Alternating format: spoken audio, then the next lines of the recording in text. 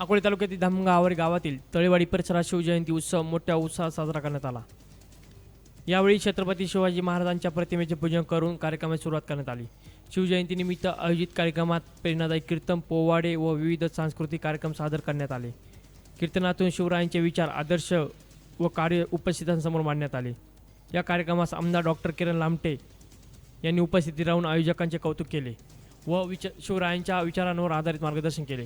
या उत्सवाच्या यशस्वी आयोजनासाठी ज्ञानेश्वर नवले, अमोल खताळ, विकास नवले, आतिश नवले, अक्षय महादेव, अभिषेक नवले, निखिल पापळ, वैभव आवारी, रवी नवले, योगेश नवले आणि नितीन आवारी यांनी विशेष परिश्रम घेतले। कार्यक्रमात ग्रामस्थांची मोठ्या संख्येने उपस्थिती लाभली असून शिवजयंती उत्सवामुळे संपूर्ण परिसरात उत्साहाचे वातावरण निर्माण झाले। प्रतिनिधी गणेश आवारी, MH मराठी, अकोले, अहिल्यानगर।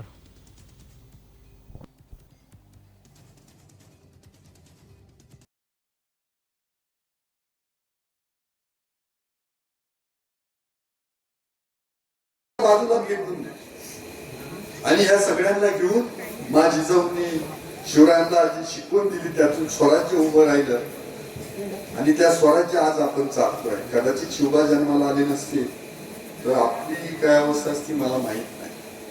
माय भगिनीच्या कपाळाला टिकाळा नसता, तरुणांची अवस्था अजून काहीतरी झाली असती आणि सगळ्या हिरव्या झेंड्याखाली आपल्याला राहावं लागतं। भागवा फिरतोय ना, ही शिवरायांचं प्रतीक आहे, ही हिंदुस्थानाचं प्रतीक आहे, ही परमात्मा पांडुरंगाचं वारकरी संप्रदायाचं प्रतीक आहे। म्हणजे भागवा नुसता भागवा नाही। आणि हे सगळं आज तुम्ही सगळेजण अनुभवताय, तर इथून पुढे आपण एक काम करूया। मला वाटतं तुमच्या वाडीला तसं काही नसेल, पण गावामध्ये कुठं जर गुटखी विकत असतील तर बंद करा,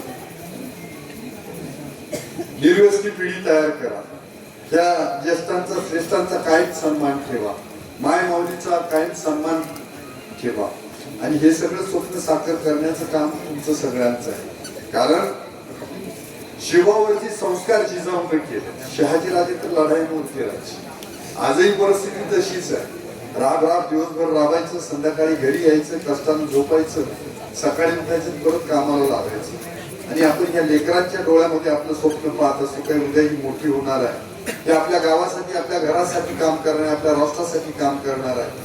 तर मला वाटतं ते उभारण्याचं काम तुमच्या हातात आहे। तुम्ही डोळ्यात तेल घालून आपल्या मुलाबाळांना घडवा, आपलं घरचं स्वप्न साकार करा, कुटुंबाचं स्वप्न साकार करा आणि एकदा का तुमचं स्वप्न साकार झालं का आपोआप राष्ट्राचं स्वप्न साकार होईल। त्या जगामध्ये आपण जेव्हा काम करतो ना, तर पहिलं राष्ट्र असलं पाहिजे, आपण देशासाठी काय करतोय आणि मग आपण स्वतःसाठी काय करतोय।